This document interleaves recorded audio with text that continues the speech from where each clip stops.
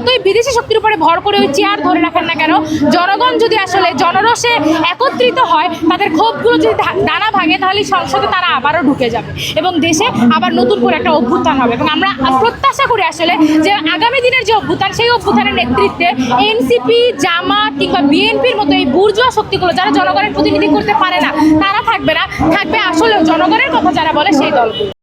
বামপন্থীদের জোট, সেই জোটটা আজকে স্পিকার বরাবর একটা স্মারকলিপি পেশ করেছে।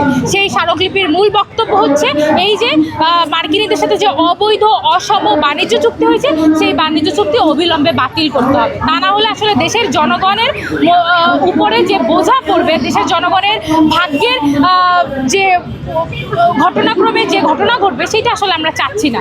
আমরা চাচ্ছি দেশের জনগণের শক্তির উপরে দাঁড়িয়ে একটা সংসদ চলুক, সরকার জনগণের কথা বলুক। কিন্তু বারংবারই দেখছি যে আওয়ামী লীগ যেভাবে আসলে ভারতের উপরে নির্ভর করে তার ক্ষমতার মসনদকে টিকিয়ে রাখতে চেয়েছিল, এই সরকারও বিদেশি শক্তির উপরে ভর করেই তার এই ক্ষমতার চেয়ারকে ধরে রাখতে চাচ্ছে। কিন্তু এই সকল বুর্জোয়া শক্তিগুলোকে আমরা বারবার মনে করিয়ে দিতে চাই 90-এর কথা, মনে করিয়ে দিতে চাই 69-এর কথা, মনে করিয়ে দিতে চাই 24-এর গণঅভ্যুত্থানের কথা।